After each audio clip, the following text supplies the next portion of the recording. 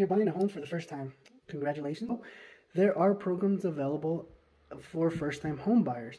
Basically, this varies from state to state, county to county, and they do vary by year. A year ago, we did not have some of the programs that we have available today. And just because I know this is a YouTube video, I don't want to be too specific on what types of programs are available right now. But generally speaking, MFA is called the first-time homebuyer program. They offer down payment assistance, and the amounts vary. Sometimes it can be from $5,000, $7,000. At one point, it was $20,000. You do have to apply for these. They're not easy.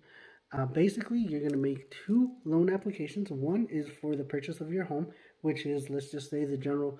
It's the bulk of the price. So let's just say $200,000. That's going to be the home loan.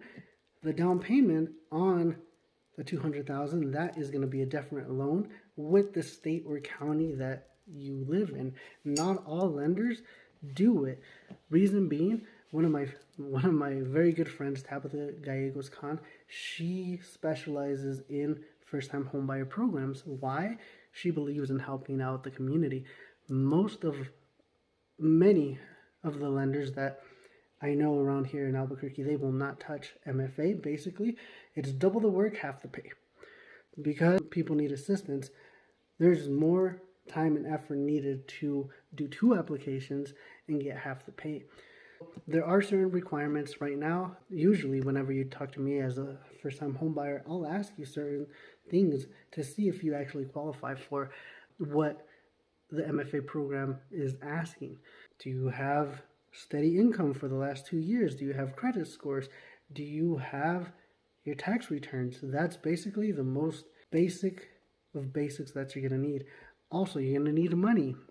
Let's just say at one point you needed to have maybe like $3,000. A lot of people didn't, but you have the down payment assistance program that it could help finance the difference. So anyway, there are options.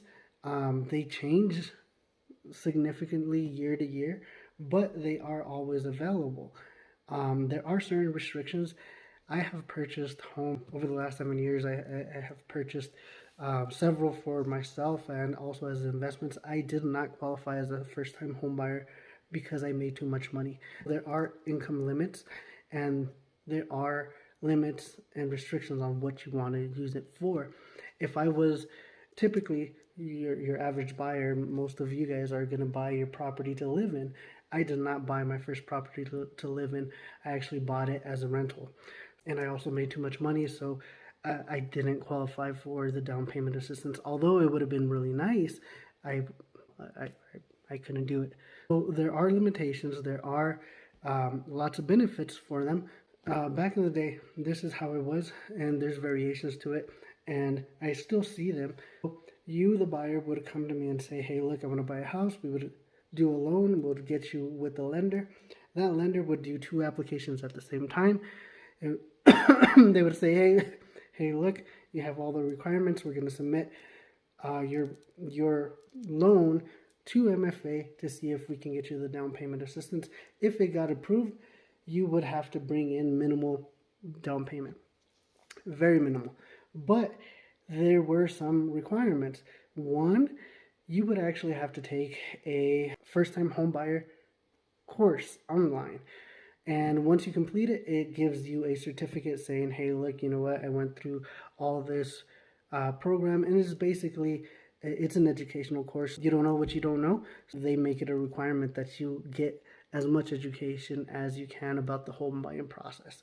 So that's one of them. I give you the keys. You live in your house. There are 2 payments that you have to do.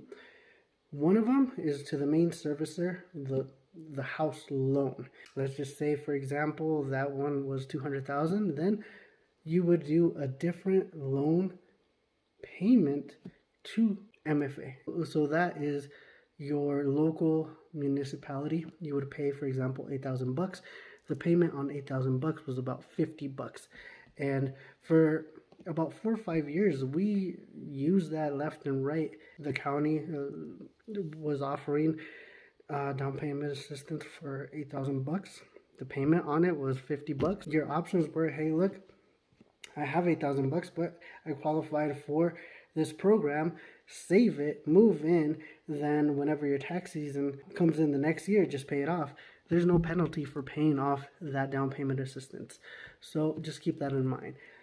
Your bigger one, that one, obviously, if you pay it off, there's no down payment, there's no penalty for paying that off either. But you did have 2 loans and 2 loan payments. Just, they are available.